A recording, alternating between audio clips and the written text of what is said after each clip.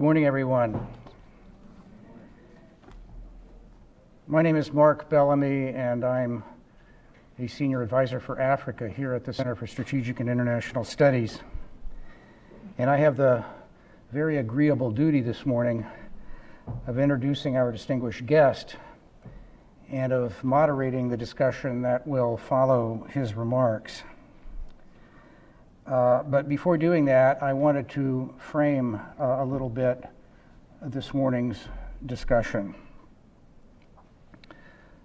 First of all, it's great to see such a big audience here today. We quickly oversubscribed, or this event was quickly oversubscribed, so I apologize to those who were not able to get in. This event will be webcast and I suppose archived, so that's an alternative. And I know that many of you here today, probably everybody in this room, understand well Kenya's importance both in Africa and globally.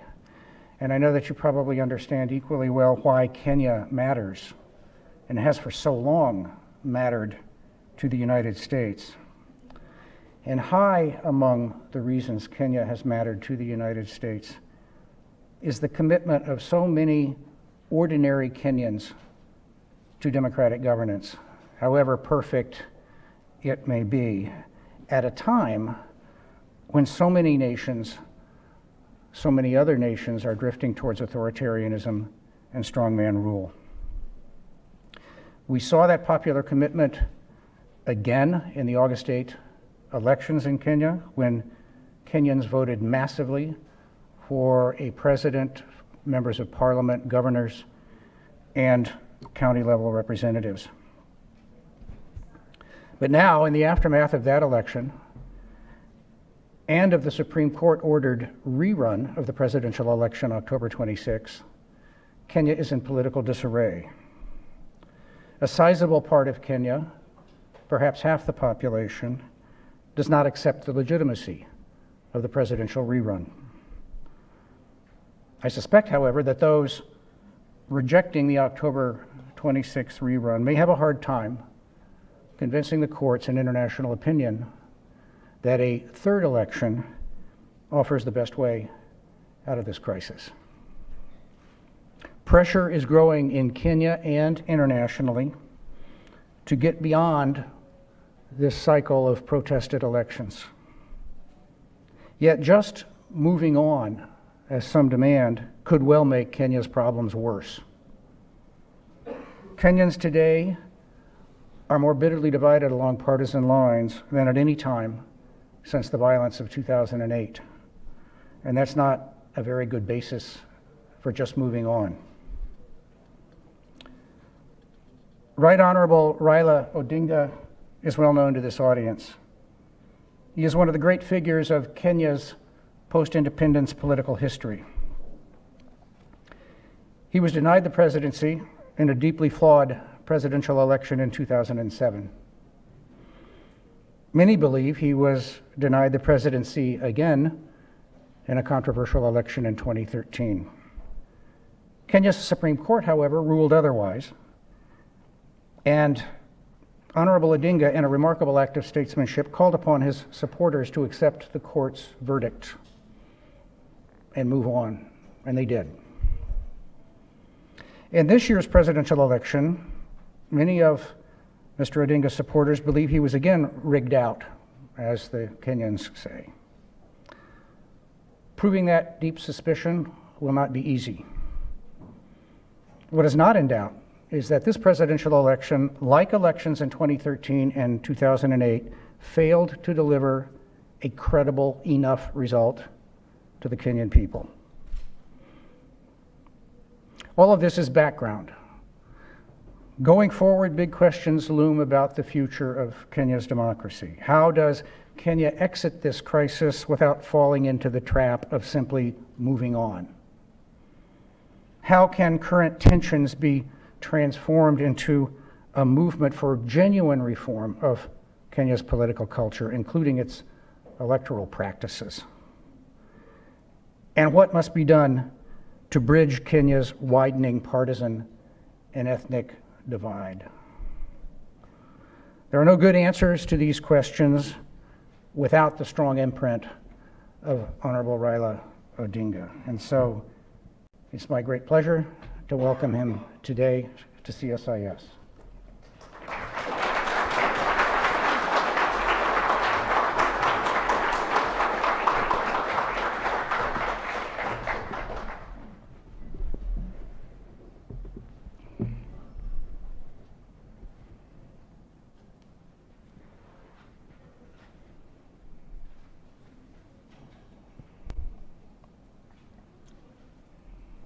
Thank you, Mark. And I can see so many familiar friends here. But shall I say that distinguished guests, ladies and gentlemen, good morning. Good morning. I am very delighted to have an opportunity once again to come back and talk to an audience in the CSIS time. As I mentioned, I'm seeing so many familiar faces. I see Ambassador Johnny Carson here. I've got Salim Lone. I see Keith on the other side. So many faces here. So I want to feel that I'm among friends. I say that a democratic and secure and stable African future can only be attained through the power of ideas and candid, informed debate. And that is always plentiful in this House. Your continuing commitment to Africa is a blessing for the continent and for the US too. I'm very glad to be here with so many close friends, as I mentioned. I think you take Ambassador BELLAMY here, and Ambassador Johnny Carson, are two caring US ambassadors that Kenya ever had, and subsequently the two most astute ambassadors Kenya has in the US. The distinguished guests here attest to the recognition of Kenya as one of the most strategically important nations in Africa. I was told that the hall was fully booked nearly a week ago, and that there were quite a number of people who wanted to attend today but were not able to get access to this room. That again attests to the importance that Kenya attracts here in the US.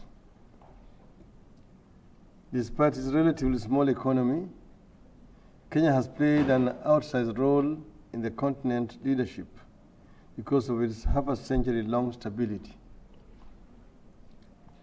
That stability also coexisted with vast democratic deficits, which were successfully fought for by a lengthy, painful, but always peaceful struggle for greater freedoms.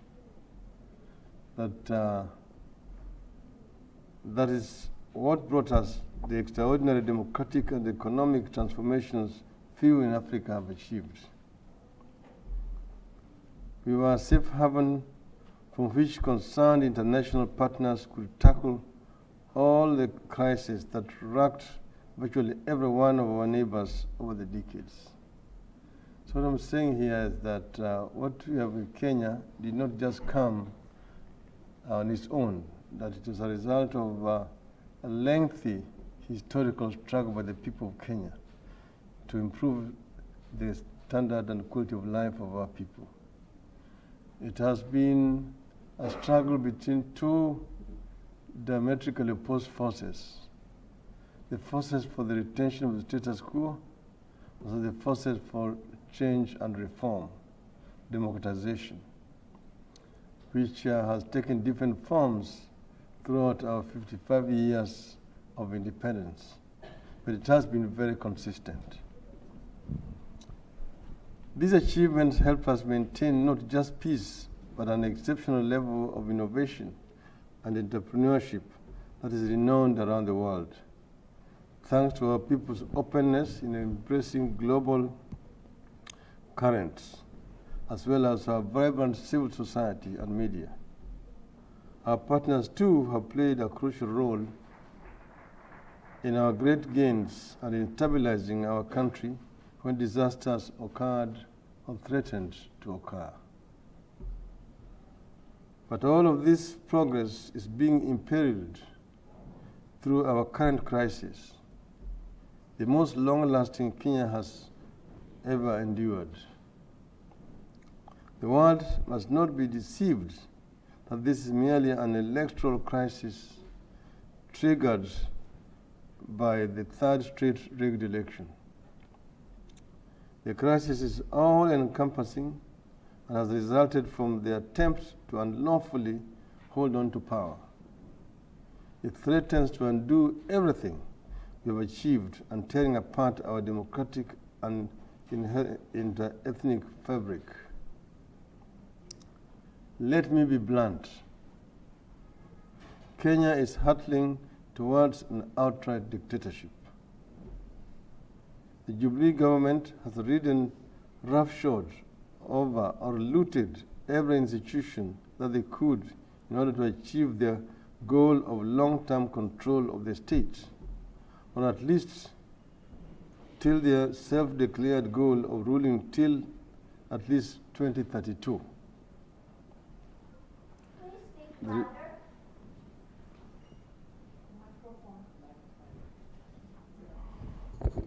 You're too far.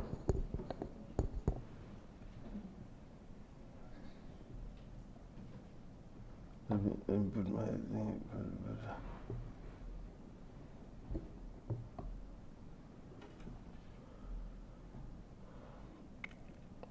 The regime has targeted and inflicted particularly severe damage on two institutions that are central to the preservation of democracy and peace through the delivery of free, fair, and credible elections.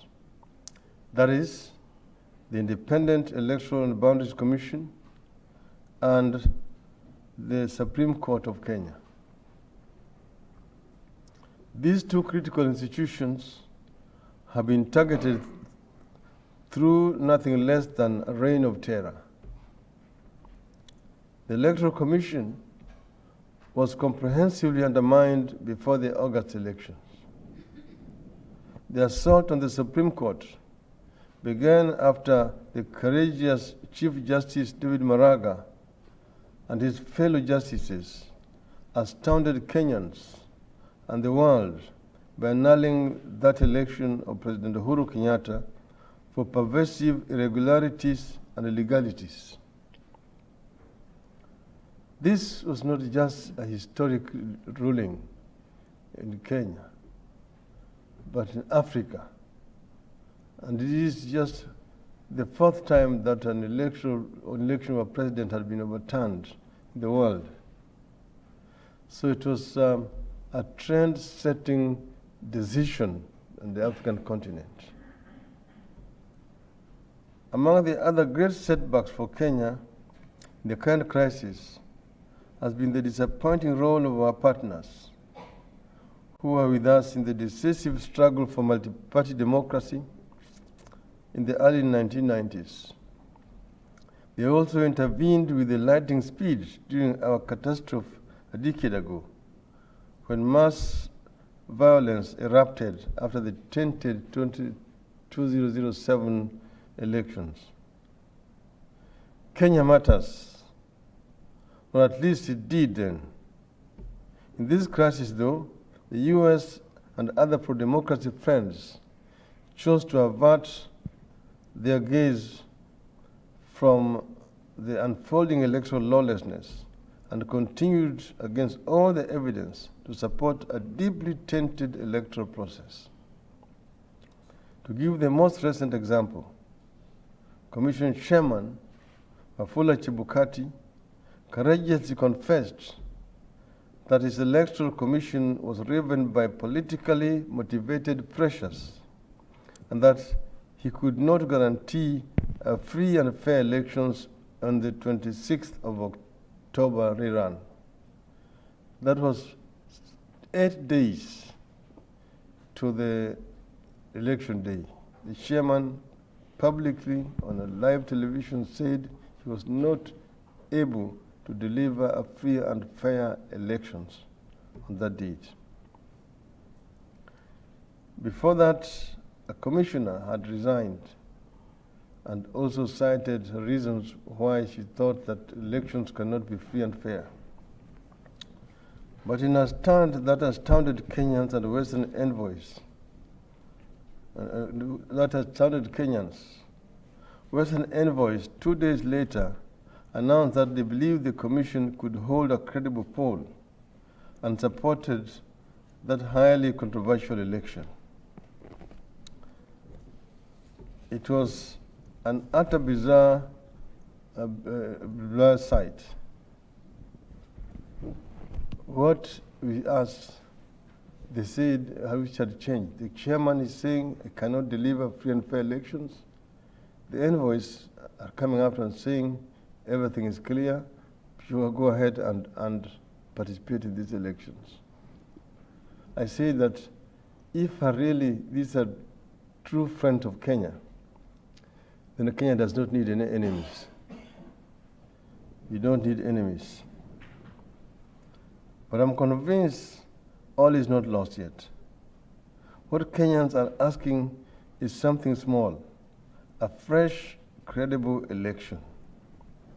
Numerous independent institutions, as well as international media previously supportive of Uhuru Kenyatta's government, had strongly opposed the holding of that election. This nearly universal stance has vindicated NASA's position that a credible election is the only option Kenya has to give peace a chance, and even more important, heal a nation that has been torn into angry bits.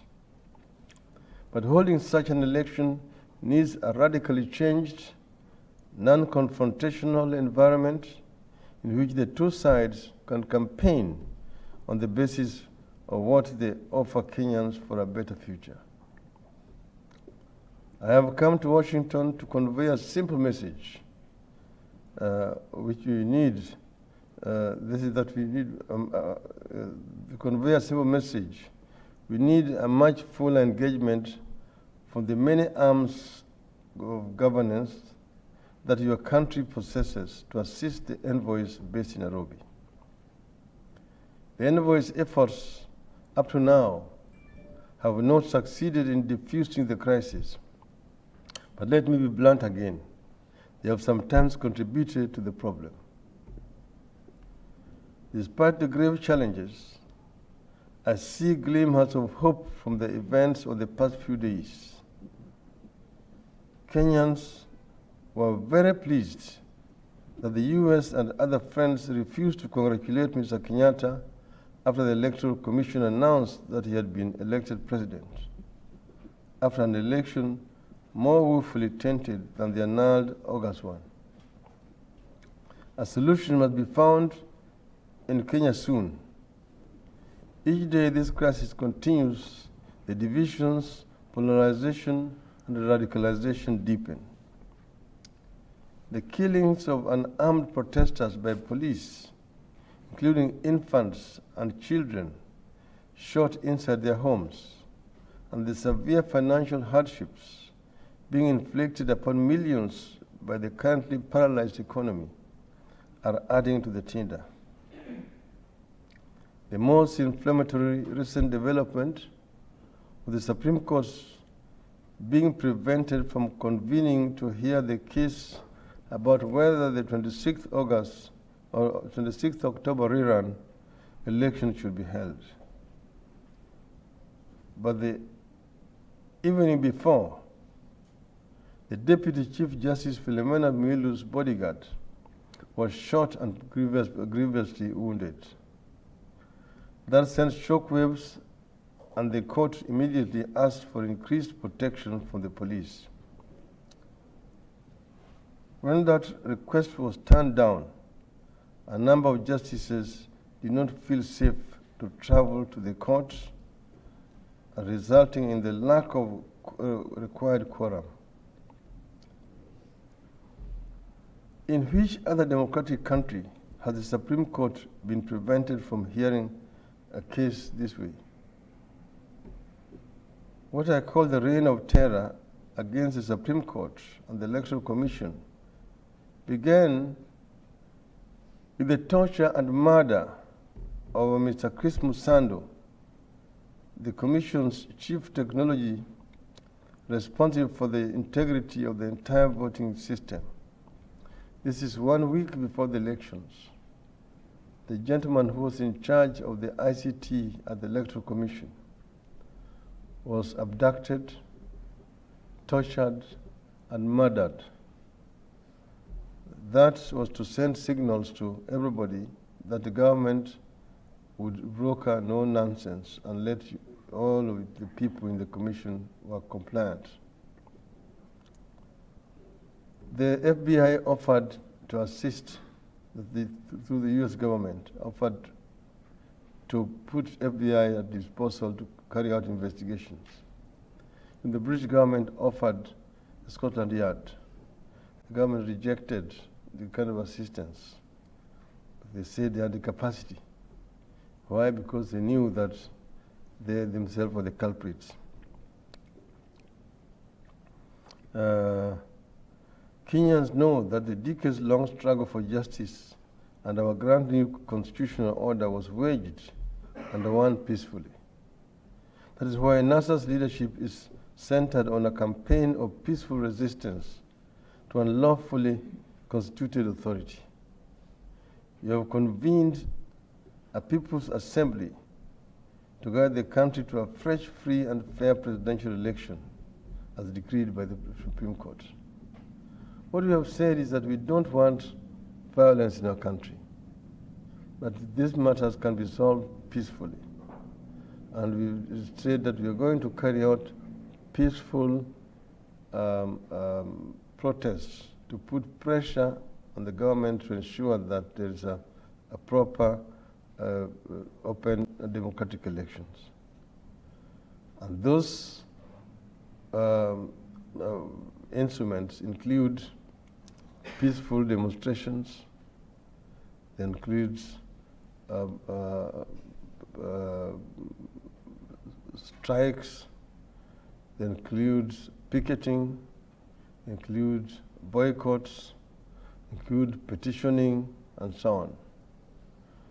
What has been unfortunate is that the government has responded very violently to peaceful demonstrations organized by the people, where innocent people, women and children have been shot and killed.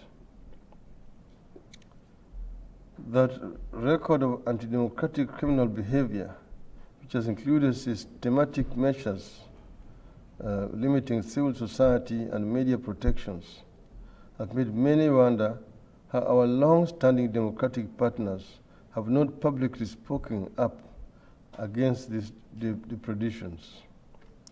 Most of us worry that this is a result of international policies that exclusively focus on security and stability, and that the envoys in Nairobi believe only President Kenyatta can deliver this own force and security-first agenda. When that agenda is accompanied by a government's increasing authoritarianism and plans to stay permanently in power, Kenya's historic stability is at a fundamental risk. An anti-democratic culture in a freedom-loving country like Kenya is a recipe for radicalization and extremism. I'm saying that there seems to be an obsession with so-called stability,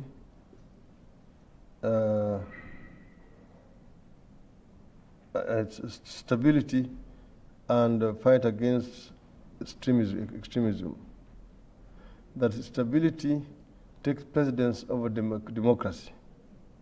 That if a regime is able to provide stability and support in the fight against extremism fundamentalism, then one doesn't even care about how they managing their own internal affairs.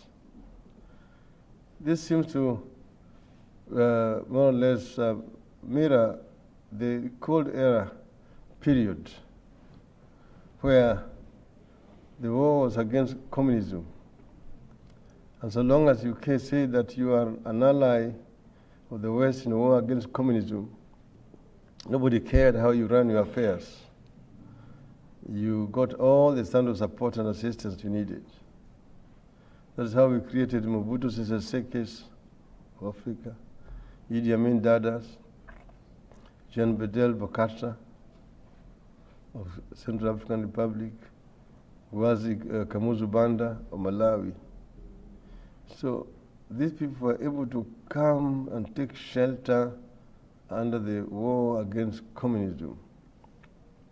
These days now, the war is against terrorism. And so now the cover is stability and ally in the war against terrorism. And therefore, in this process, democracy is the casualty. That campaign and war against extremism and terrorism is pivotal in our time, in our region.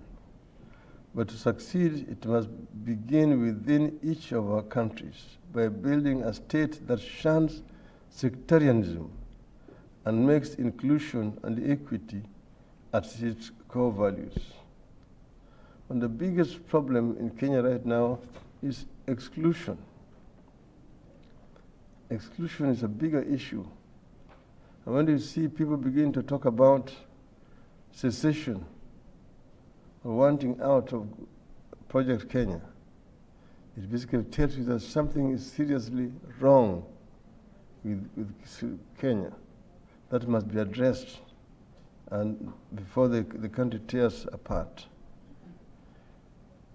In the last decade of last century, we saw countries disintegrate. Where's the former Soviet Union? So many republics. The former Czech Republic, Czechoslovakia, the former Yugoslavia, has now so many different countries out of it. So this, therefore, these problems come about as a result of exclusion within a society. Unless they are addressed, they will tear the country apart. You see right now in Spain, the Catalonia issue is a big issue. And we've seen in Kenya people beginning to talk about wanting to secede. These are symptoms of a problem that must be addressed.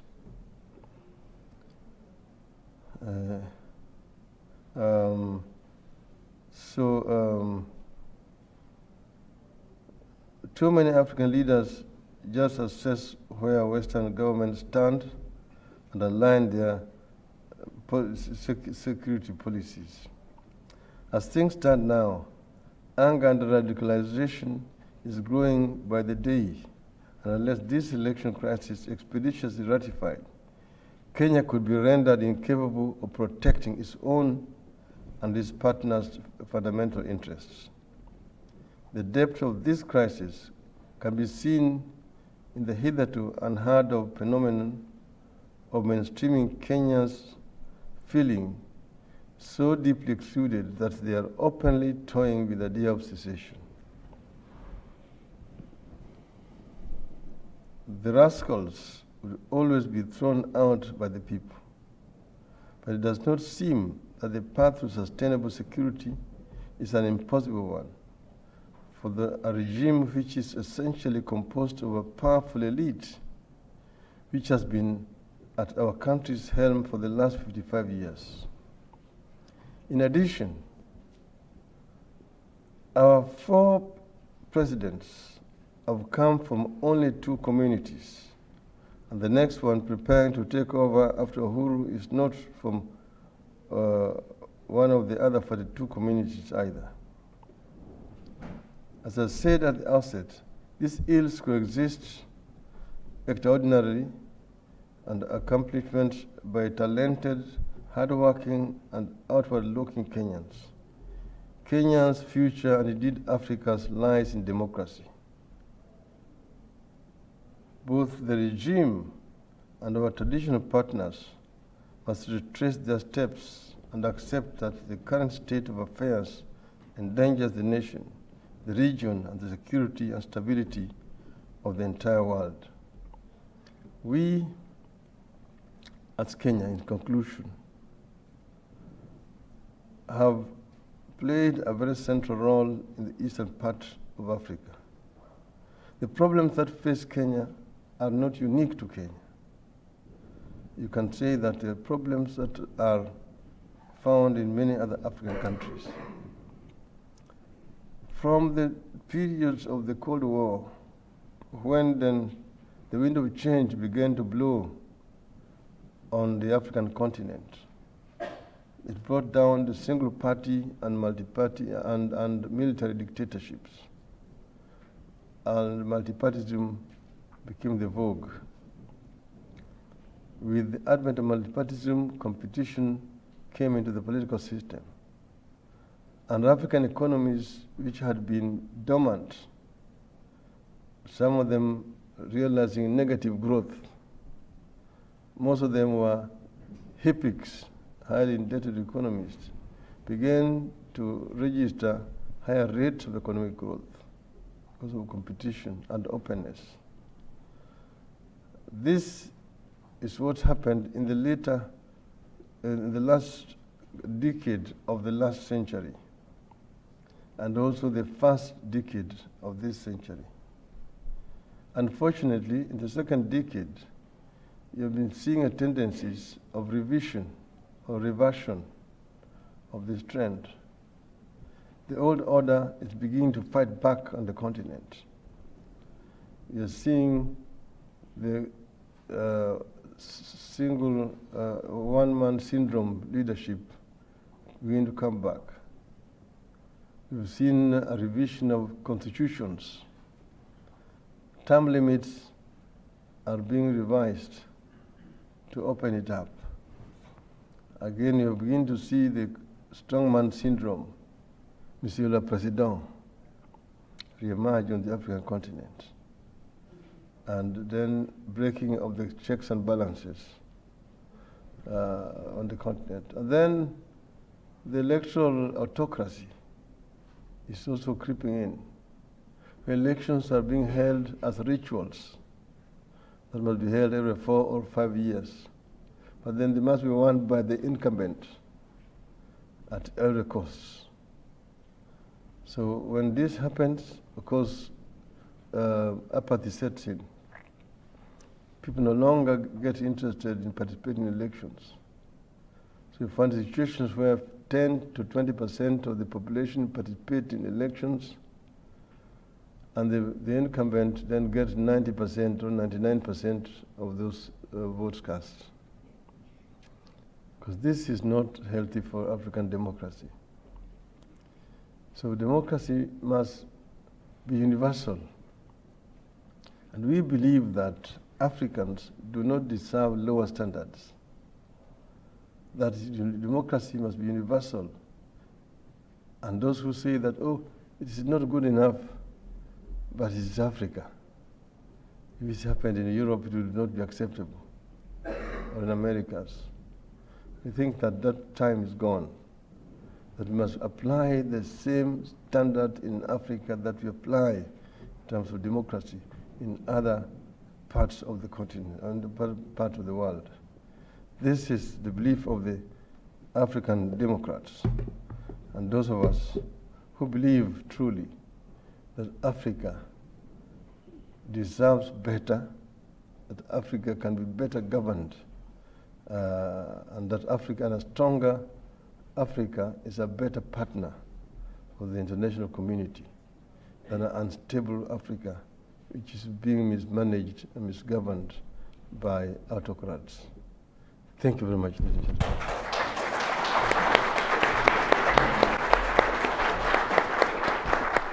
Thank you.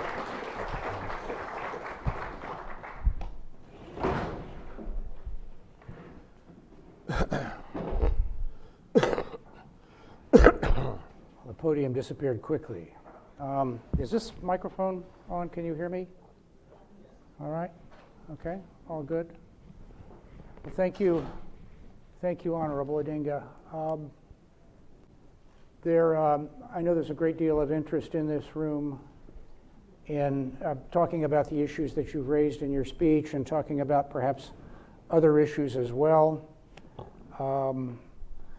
We have about 45 minutes, so we have ample time to do that. There will be microphones circulating. I would just ask that those of you who would like to pose a question or make a comment, first please identify yourself. I would like to, if I could, start the discussion here, perhaps by asking you a couple of questions, perhaps more focused on the way forward, on where does Kenya go from here.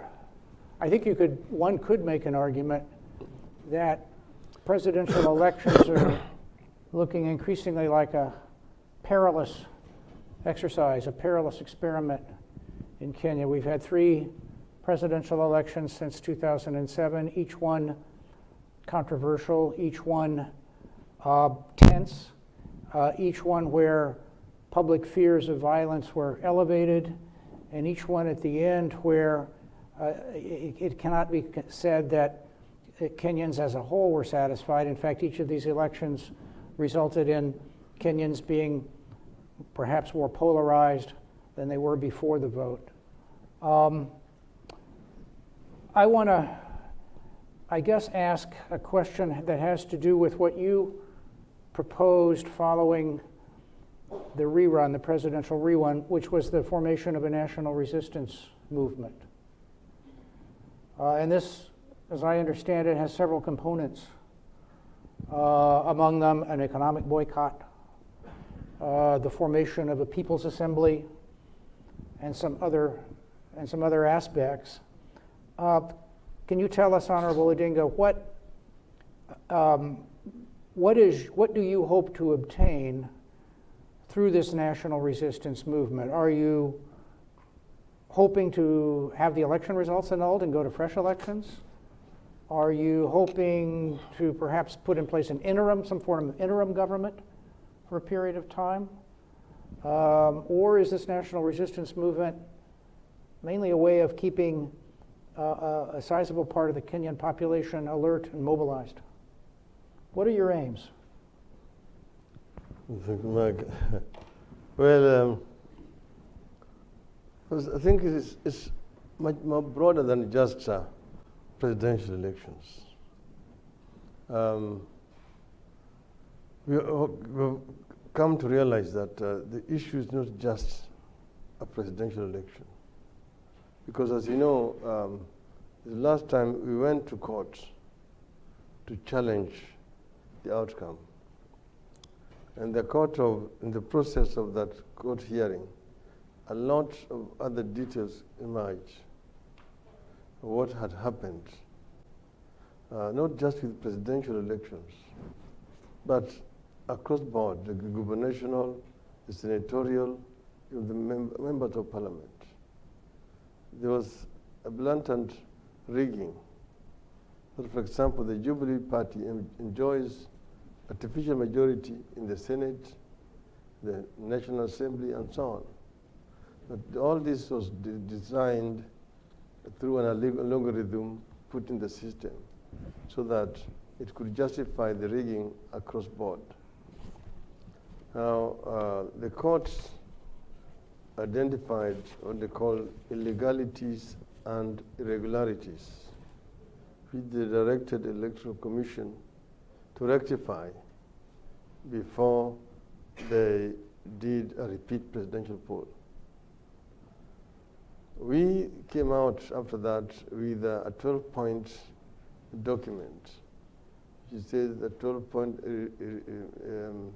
irreducible minimum that needed to be done by the Electoral Commission before they could do the fresh poll.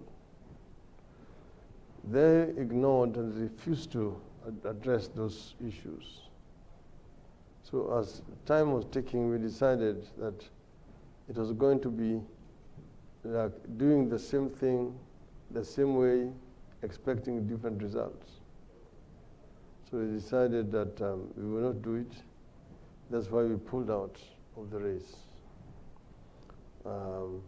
Even if the Supreme Court now declares the vote again null and void, because what happened was when we were not the candidate, we wrote to the Electoral Commission and we pulled out.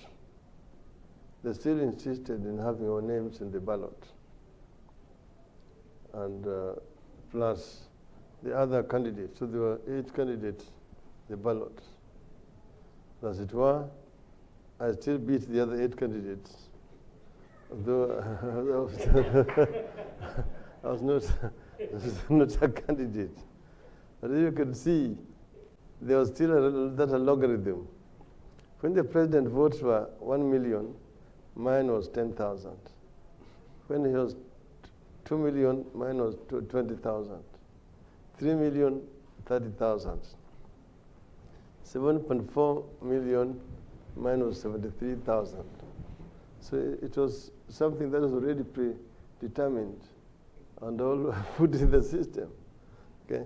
Because first I said it was Uhuru running.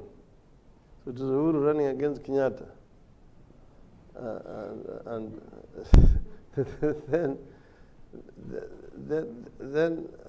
then after that, when Uhuru had beaten Kenyatta, then now it became Uhuru versus the turnout. Because the turnout was low, it had to be beefed up. So they went out again now beefing up the turnout. So you just look at it and saying, according to official kits, because people are being identified biometrically, only 3.5 million people voted. But officially, they gave the figures 7.4 million. So if they even were rigging for him when he was running alone, how about if I was running against him? So that's why you're saying that the problem is bigger than this. We need to first address the issue of how do you reform the Electoral Commission? How do you change the Electoral Commission before you can go for another rerun of presidential elections? Secondly, the other issues are the system of devolution. See, we had a constitution which had been popularly debated and agreed upon in 2005. But this constitution was not popular with the executive. It was not presented to Parliament. They went to court and got an injunction. And then they bastardized it. It was then rejected in a referendum. In 2010, they were taken and they did a grafting. They were not comfortable with the chapters on devolution, the chapters on the executive. So a grafting was done. The original one, which was discussed and approved, was a hybrid system with a presidency and also a premier, the French system model. And then the devolution was also bigger units. But because they did not want devolution, they came up with tiny units. So you have got 47 different counties, each with the governors, on a population of 45 million. Nigeria, on the other hand, with 155 million population, has only got 36 states. South Africa has only got 10 provinces. The same thing with Mozambique.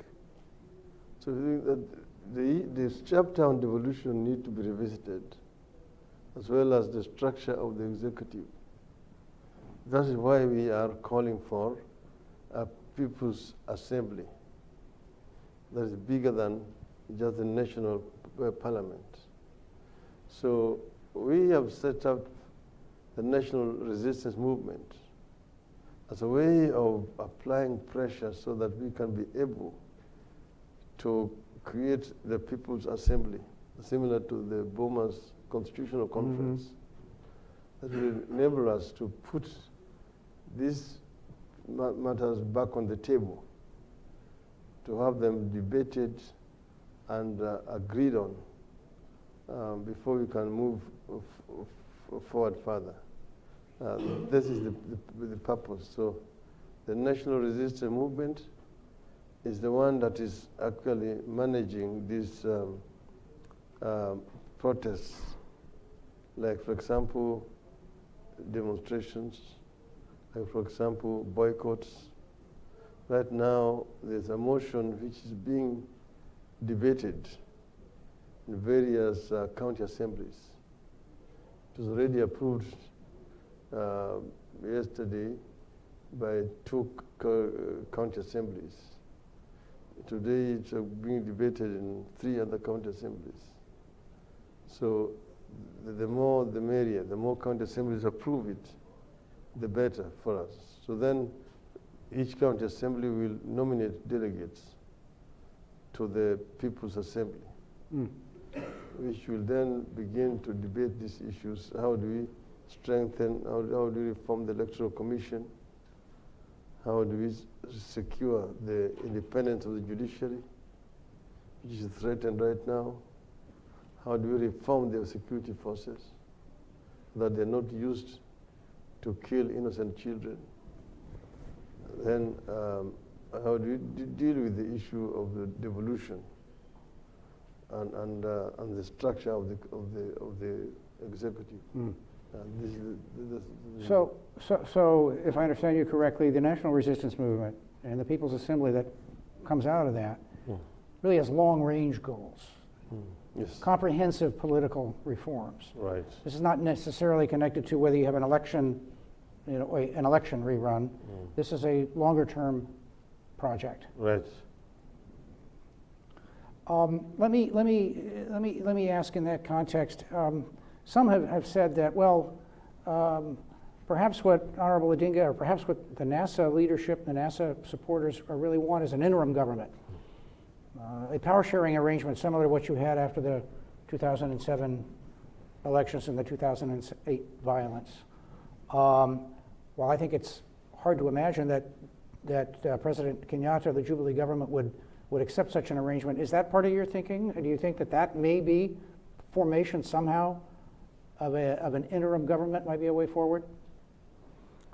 See, the way things stand right now, Kenyatta's term ended on the 1st of this month. That is because the Supreme Court had given an extension of just 60 days from the ruling, which was on the 1st of September. So up to 1st of November. Beyond that now, he does not have a mandate at all. So what you're saying is that whatever happens with the Supreme Court ruling, because there are petitions before the Supreme Court right now. Whatever it rules, you're saying we need to have now an interim arrangement, interim arrangement very similar to what happened in South Africa between the clerk and the ANC, where both sides would appoint a team to manage matters in an interim basis and to ensure that these changes take place before any meaningful elections could be held. Yeah, that's what we're suggesting. Let me just ask one final question before opening this up to our audience. You put together you and your colleagues put together a rather remarkable coalition last year, the National Super Alliance, which gathered together some top-tier political figures and a number of different communities in Kenya, and many believed that broad-based support, that broad-based coalition, might be able to propel you to an electoral victory. There have been some signs that this coalition may be growing weary, and that some members that the unity which you built is fraying a bit. How do you see the near-term future of NASA? How strong do you think the organization is going to be, and what are maybe some of the forces that are working to perhaps lessen some of the unity that you'd built up before? You see, NASA basically brought in a very broad-based coalition. It cut across the entire country. We have at the top, we brought 4 political movements. This is the Orange Democratic Movement, the Wipe Up Democratic Movement, the ANC, the Amani National Congress, and then the Ford Kenya, the Forum for Restoration Democracy.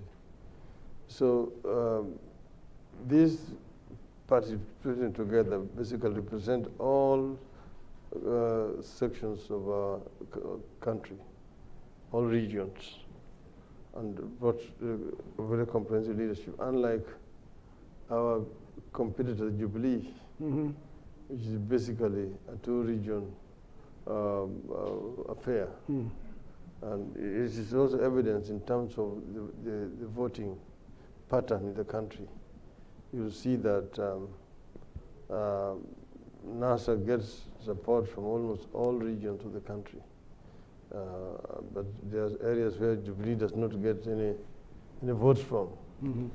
So we think that if we have these 2 teams working together, then you'll have the entire country represented. Because what I'm saying is that it is the exclusion which is, I think, one of the primary problems affecting the country today. You see, for example, the governors from the coast region, all the members of parliament from the coast region, members of the county assemblies met last week and made an announcement that they want to take steps to secede from Kenya, which is, of course, a very dangerous statement. Okay. But it is basically because of frustrations that people feel. These are things that can no longer be swept under the carpet. They must be addressed. Well, thank you for that. I'd like to open the questions now to our audience, and before doing that, just to ask that please keep your comment or question brief and direct, so that I can call upon as many of these hands as I can. Okay, let's start here with Jeffrey Herbst right here. Sure, Jeff Herbst. Thanks very much for attending today. I was wondering if you could reflect on the role of foreign observers in elections. Would Kenya and other African countries be better off without observers, or if there is a role for them, how might they be used most productively? Okay, role of foreign. So we take maybe 2 questions. Okay. So that I'll let you make a note there, and I'll go to the gentleman here in the front row, and then we'll move over to the left side of the room. Thank you. My name is BMJ Murith with the Voice of America.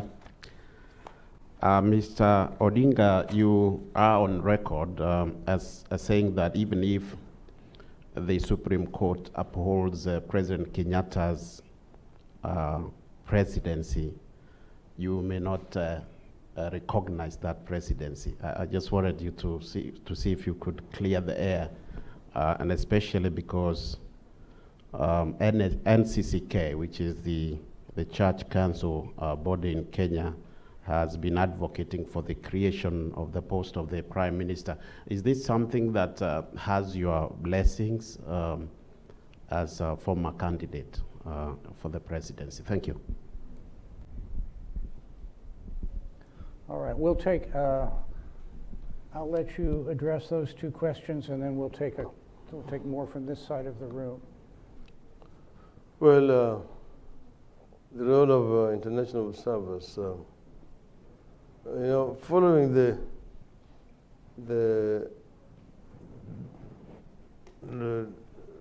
elections of 8th of August, the Kenyans were very disappointed by the role of international observers, the kind of remarks that they made in quickly giving a clean bill of health to a process that they had not seen through. We had a meeting with the members of the observer team, the leaders, and gave them a briefing of what had transpired. But we saw quite a bit of reluctance on their part. Their minds were made up. What had happened was the elections had two components. One is the polling day. So you look at the day, the time the polling stations were opened, the voting, the counting of the ballot at the polling stations. All that process was very, very transparent. There were no problem about that at all. I can see in the audience here, my friend Keith Jennings there. He was of NDI. Mm-hmm. They are there and can confirm what I'm saying. The problem was after the results were announced at the polling stations, what happened? The transmission to the tallying center at the constituency and to the national tallying center. That's where there was a problem, serious problem. Because that's where the results which came from the polling stations are not the ones which are being added at the national tallying center. So they are completely adding different results, which they had generated themselves. So he said, what's the point in people waking up in the morning, lining in long queues, there's rain, there's sunshine, and then in the end that vote does not count. It's something else that is being announced. And we were able to show them evidence which are received from whistleblowers within the IBC that the people had hacked into the system and had posted different results. We even had some log sheets. When we showed them, the concern was more of, how did you get this information? This is a confidential information. How did you get it? They are more concerned with how you got it rather than that we had it. That was evidence. The observers. And then they were very quick to come up with, in glowing terms, congratulating the Electoral Commission for organizing a very flawless electoral system. Kenya is leading Africa in electoral democracy. Kenya's example should be emulated. The losers should go to the court or accept and move on. So he said that if this is the kind of observers that you have on the African continent, Africa can do without this, because they are more part of a problem than the solution. So, in our view, we were very disappointed in the manner in which they conducted themselves at that time.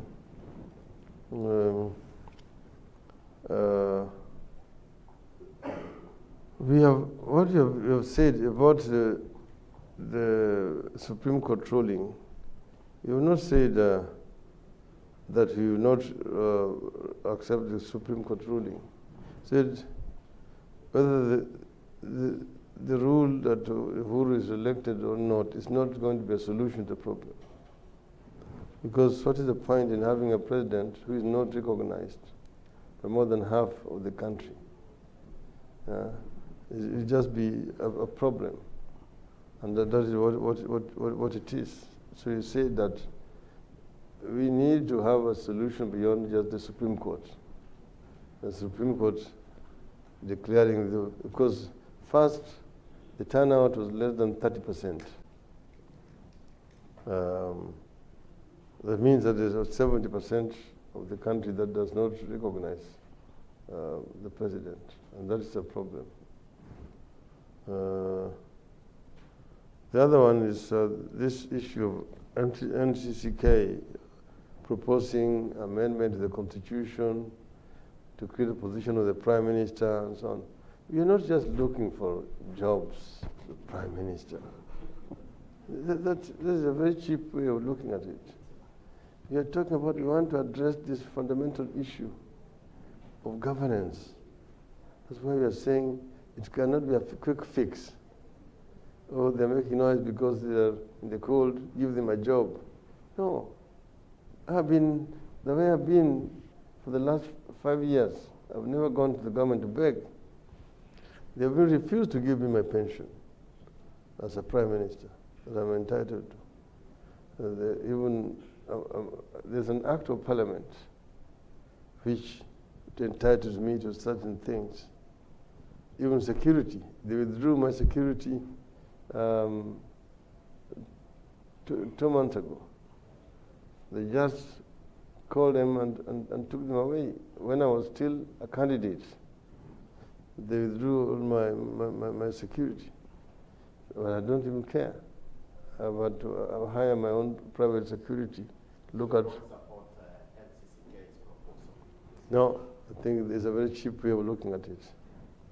Okay.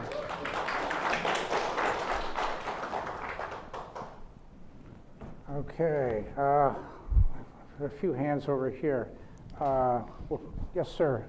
We can bring a microphone.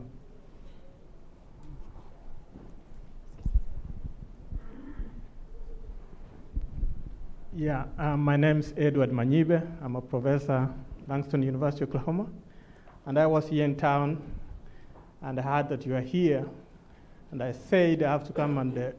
so I don't have really a question, but to in a very personal way, thank you for the contributions that you've made towards the process of democracy in Africa, in Kenya in particular.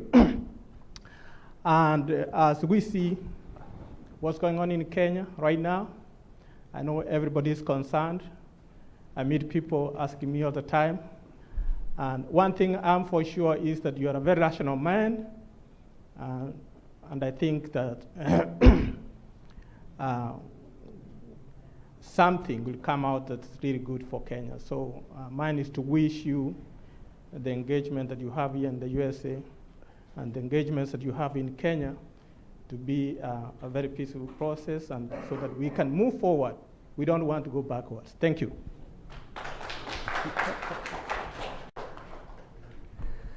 Let's go over here to this gentleman on the right, Mr. Noyes.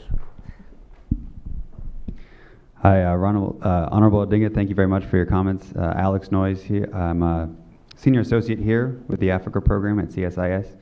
My question goes to the role of the police. When you were Prime Minister, There were several reforms that were passed, including the creation of the National Police Service Commission and Independent Police Oversight Authority, NPSC and IPOA. Can you say a little bit about why you think these institutions have been unsuccessful in reining in the role of the police in institutional and in political violence, and what needs to be done moving forward to do so? Thanks very much. Okay, reining in the police and moving forward, and then because there's a gentleman back here who's been standing the whole time, that qualifies you for all right, thank priority you. in asking a question. Thank you very much. My name is Ali Badawi, and I'm one of the many Kenyans who's been living in the DC area for a long time. I'm part of a local community radio in the region. And my question to you, Prime Minister Raila Odinga, is that talking about the creation of a People's Assembly to address issues of most Kenyans who've been marginalized from the political process, where will the Kenyan population in the diaspora be included? Because as you know, in the Constitution, Kenyans were given the right to vote in the diaspora. And of course, the current regime, made sure that that did not happen in most parts of the diaspora. So please tell us how you're going to involve Kenyans in the diaspora, especially in relation to the question that Jeff asked about the role of monitoring bodies like the European Union and the Carter Center, because they gave the election a clean bill of health. And after the Supreme Court overturned the election, they were not able to give a comprehensive reason why they gave a clean bill of health to the election. So my question rests on where will the diaspora come in that People's Assembly, and when can we start forming our own People's Assembly in the diaspora like the different counties are doing it in Kenya? I have to say that no session on Kenya would be complete without reference to the diaspora. So thank you for that. Honorable Odinga. Yes, first, the other one was Professor Manyiwa was just a comment. Mm-hmm. Then the next one is the Role of the police. Police, yes, police. Yes, we did. This is one of the Agenda 4 items. Agenda 4 were items which were identified by the Kofi Annan-led mediation team in 2008. Areas which required some reforms. Remember, it led to the formation of first the post-election violence team led by Justice Kriegler. The other one was Truth, Justice and Reconciliation Commission. The other one was electoral reforms and so on. So this was the other one, institutional reforms was one of them. And we came up with a process of police reform, which itself first entailed setting up an independent police service commission, which was independent from the civil service commission. Mm-hmm. And then there's also independent police oversight commission, which is that commission that deals with ensuring that the police actually do their work properly, independently. They do the work of supervision to ensure that there are no excesses in the police force. First, there was need to transform the police from a force to a service. Remember, we did have, under the colonial system, we had a police force. And the colonial police was a police that was trained by the colonialists to rule the natives. So it was a very authoritarian, anti-people police force. Now, it was never tamed. And like you go to a place like in Tanzania, they transformed it to a police service, which was now, in other words, the servant of the people. But in Kenya, the police attitude remained exactly as it was during the colonial days. Like you see, if you're in London and you lose your way, you go to the police and you ask him that, excuse me, sir, excuse me, can you show me the direction to Trafalgar Square? And he tell you, oh, Trafalgar Square? Yeah. Walk straight on. Turn right. About 300 meters, turn left. Walk straight on. You can't miss it. Then you say, thank you. Then you say, thank you, sir. He'll salute you. In Nairobi, you lose your direction. You go to a police officer and you ask him that I've lost my direction. Can you show me how to go to Kariakou? The first thing is, where's your ID card? Because if you don't have it, that's a crime. You're arrested, you're handcuffed, you find yourself in cells. Tomorrow you find yourself charged in a court of law, loitering with the intention to commit a felony. So see, this is from the old colonial days. So this was to be transformed into a service, and the process had started. Unfortunately, it was never completed, and it's stalled where we left it. And then under the Jubilee, there's been an attempt to cancel the gains. In the past, when we left under the law, the new act, the Police Service Commission was appointing the Inspector General, nominated Inspector General, and one name is submitted to the President, who then forwards it to Parliament for approval. Now they have changed the law, come up with an act which now gives the President the power to appoint and sack the Commissioner, the Inspector General of Police. So we're back to where we were before. So that independence is no longer there. But it has been said, the intention was to ensure that the police are not under direction of politicians. Right now, the police are being directed by politicians. And this is a problem. That's why the reforms have stalled. Okay. Now, regarding the People's Assembly, yes, we are having the chapters locally, but we have not excluded the diaspora. And if the diaspora can organize themselves, they want to have an input in what is going to be discussed in the country. That is an idea which will be very welcome. I don't think that there will be any opposition to having the diaspora chapter of the Assembly. Okay. We've got a little more time here. I have one final question for you, but let me... This lady here, she's raised her hand for too long. Who's right here? Yeah. Okay. Thank you. Dr. Menademsi with the Congressional Black Caucus Foundation. So thank you for your courage, for being here. I was one of the election observers with NDI on August 8th. And speaking independently, I know at a micro level there were things that worked not so well and some things that did work well. So you can talk about things like the color-coded box that led to stray ballots, the same presiding officer waking up at 6 a.m., the same one counting the ballots in the evening. And then you can talk about sort of at a macro level, these institutional reformations that need to take place, whether with regard to the IEBC or more transparency overall. Where are the glimpses of hope for you in this process? I mean, you've been here before. From your perspective, I mean, where you see a resurgence of millennials and young people playing a role here. We know there's change needed, but where do you see progress happening relative to running in the past?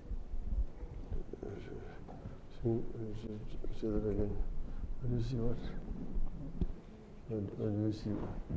You want to go ahead and answer that, and then I have one. Let's see what the final question, the final question, what do you say? From me? Question, what is it? Question, what is it? I didn't quite understand. What's that? Okay. Yeah, what exactly is her question? I didn't.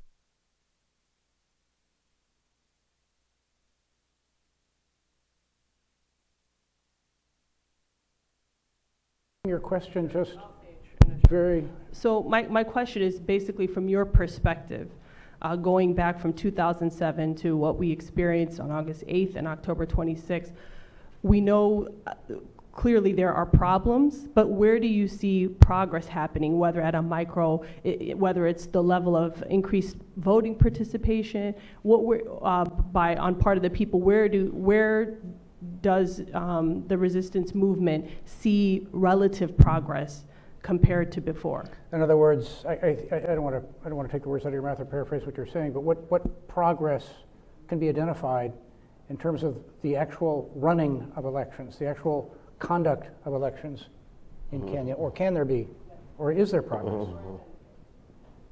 Okay.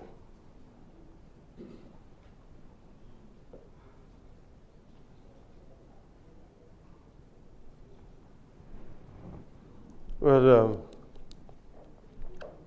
you can call it progress, progression, and regression. Because each time, each election has got its own peculiarities, different from the other. In 2007, we were all manual. Everything was manual, coming from various constituencies. But you compare that to 2002, which was the most open democratic elections that has ever been held since the introduction of multipartyism. In 2002, the results were being broadcast live on live radio, television, from polling stations to constituency tallying centers. That worked very well. In 2007, they were doing the same thing. And they had finished most of constituencies. There were only about 50 constituencies left out of 210. And then they sensed the danger because we were leading by over 1 million votes.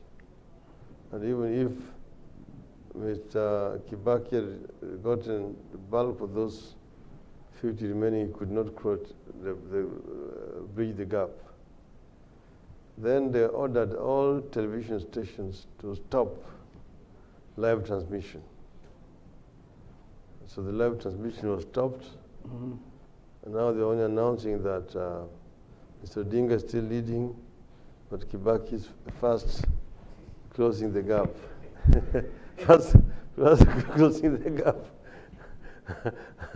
And then in the end, they announced the result that Kibaki had won, and nobody believed it. The country imploded. The consequences you now know.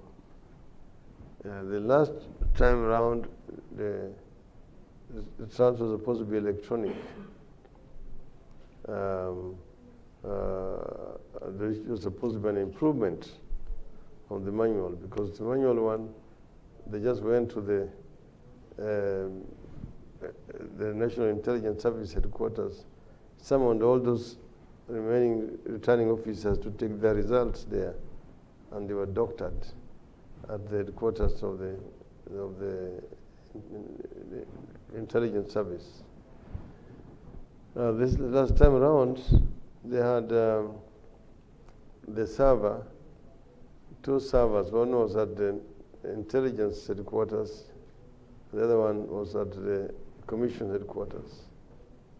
Then they had a system through which they're getting results at the national headquarters, intelligence headquarters, doctoring, then forwarding to the main server at the Electoral Commission headquarters. So you could say it's an improvement in terms of rigging. Now the rigging went digital. It's still reading all the same. The same with like this last time round. The server, this time is in France, the cloud in France. And they were supposed to be transmitting directly to this portal in France and then to the National Tallying Center and also to the constituency tallying centers. But they never did.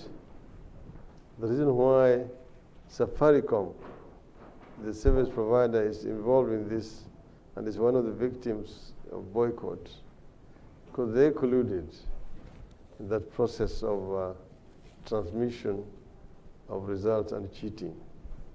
That's the reason why their names have been put in the list of the boycotts. So until we get an electoral commission which will be prepared to do the right thing, the result as they have come from the polling station are the same result that are transmitted to the constituency and also to the National Tallying Center, we will still be having this problem. See, because it's just a different level of cheating, and as long as you've got an electoral commission that is willing to be compromised by the national intelligence, you have this problem. So it's more complex. We must get a situation where the national intelligence is removed from the electoral system so that they don't become part of cheating. Then Kenyans will be able to get leaders that they deserve. Well, we have come just about to the end of our allotted time, and I know there's still a lot of questions out there. I think I maybe would like to conclude with one question from this chair. Some wise Kenyans have reassured me recently that yes, Kenya may be in a political crisis, but do not worry because Raila and Uhuru are going to work this out. And they are in conversation with each other, and all will be well in the end. And as I joked to you earlier, I recall Uhuru Kenyatta and Raila Odinga sitting on the sofa of the ambassador's residence back in 2005 as friends and allies who were jointly working to deal with the machinations of the then President Mwai Kibaki's State House and the executive overreach, and had remarkably similar views on what the new Constitution should include and how it should be drafted. So, Honorable Odinga, I guess my final question would be, what would it take to rekindle that spirit of 2005? Yes, 2005 are 12 years away, but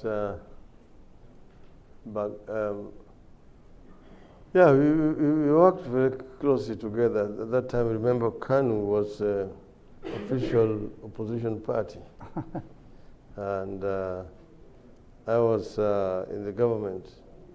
I was then the Minister for Roads, Public Works and Housing. I played a very important role in getting Kibaki where he was. And Uhuru was now the official leader of opposition. Mm-hmm. KANU was lost. They were not used to playing the role of opposition. They were more used to being in government for many years. Mm-hmm. So when this opportunity arose, I reached out to KANU to ally with us, because we were then in the process of trying to get a new constitution for the country. And the Kibaki elements were actually opposing some very fundamental changes which were popular with the people. Like, for example, they were opposing devolution. They did not like devolution. They were more for a centralized, a unitary system. Then the other one was the issue of executive, the structure of the executive. They wanted to have a pure presidential system. But the more popular version then was the parliamentary system. Parliamentary system, because the argument is that in a society that is ethnically torn, a presidential system enhances ethnicity, that people don't feel secure unless they have got their man at the top. And if the man is not at the top, they feel excluded. Then and it's also a winner take all. So the compromise was a hybrid, the French system, where you have a president and you have also a prime minister, who is also a head of government. And the government, I mean, the executive is also in parliament, like the Westminster type. In other words, you have got ministers who are also members of parliament, and who can be asked questions in parliament and can answer questions.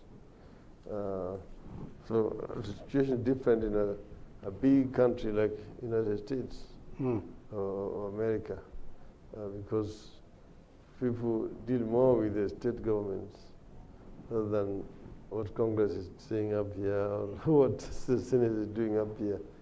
So